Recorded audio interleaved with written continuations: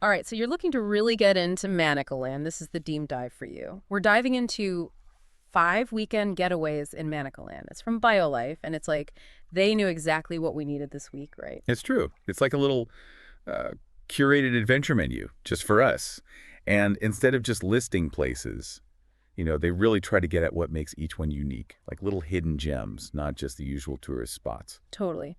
And speaking of gems, the first one they highlight is Leopard Rock Hotel. I mean, come on, the name alone just makes you want to know more, right? Yeah, and I like how they use a photo to draw you in, like that shot of the hotel overlooking all those rolling hills. Okay, yeah, I could get used to waking up to that view. Right. It's like right out of a movie. It just screams luxury escape, but still surrounded by nature.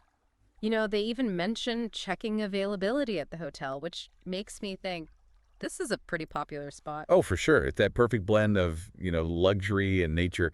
And that actually makes me think, what kind of experience are you hoping to have in Manicaland? I mean, it sounds like they've got it all.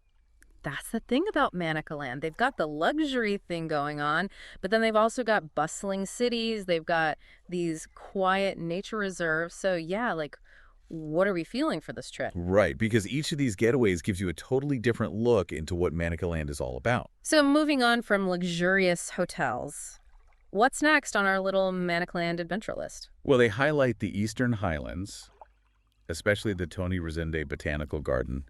And this isn't just any garden. Okay, now you've got to tell me more. What makes this garden so special? Basically, they're known for having a crazy amount of different plants. It's a really good example of how much biodiversity is in Manicaland. Hmm. They've got that mix of natural beauty, but also, chances to actually learn something new. Love it. All right, adding visit a botanical wonderland to the to-do list. Seriously, it's kind of amazing how much they've packed into one region. We're talking mountains, cities, gardens. It's like a highlight reel of Zimbabwe. Yeah, and it makes you think, are you someone who likes to move around a lot when you travel? Or do you prefer to really get to know one specific place? Ooh, good question for this trip. Maybe a little of both. Some days you want to go, go, go, and then other days you just want to chill and soak it all in. And that's what's so great about Manicaland. They've really got something for everyone. So what is it about this botanical garden that really piques your interest? Honestly, it's that huge variety of plants you were talking about. Plus, any garden named after a guy named Tony Resende has to have a good story behind it. It just makes you wonder, what's that story? And speaking of stories, we have to talk about the Chimanimani Mountains National Park. This is where you get those breathtaking views, but it's also steeped in history. All right, hit me with some history. What kind of historical vibes are we talking about with these mountains? We're talking ancient history here. These mountains have stories from the Sam people, going back thousands of years.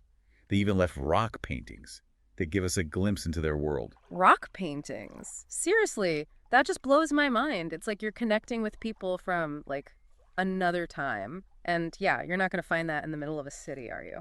Definitely not. And that's another thing that's so cool about Manicaland. You have these big urban areas, but then you're also so close to these wide open spaces that just feel ancient. You can find adventure everywhere. And speaking of urban areas, BioLife also talks about Mutar. They call it a vibrant city. What does that even mean in the context of Manicaland? What are we in for if we head to Mutar? It's got this energy to it. Mutar is this mix of modern life, but then you can still feel the history, like from when it was a colonial city. The article mentions all these historical buildings, so you can just imagine walking around and seeing pieces of the past everywhere. Okay, yeah, I'm always down for a little architecture tour. But let's say you're looking for something a bit more, peaceful. Does Manicaland have options for that too? 100%. And that's where our last stop comes in, the Vumba Mountains. The article talks about it as the perfect escape from all the noise and craziness of daily life. So when you say escape, what kind of activities are we talking about? What would you actually do in the Vumba Mountains? Picture this. You're hiking through these incredible forests. Birds are singing everywhere. You look out and you've got these amazing views. It's all about unplugging from technology and really connecting with nature. Okay, now that sounds amazing, like incredibly relaxing. It really makes you think about how Manicaland has so many different speeds. You've got the cities, then the mountains, everything in between. It's like you can choose your own adventure. Exactly. And that's what makes it so unique. It's not like they're trying to make everyone have the same experience. Yeah. You know, it's interesting how much this Byolife piece focuses on the visual aspect of things. I mean, they've got these stunning photos. They're always talking about the scenery. It's like they're telling you, this place is beautiful. Come see it for yourself. Yeah, they're really smart about how they use visuals to tell the story, Yeah. right? Like just by looking at the photos, you already want to hop on a plane and go explore. Totally.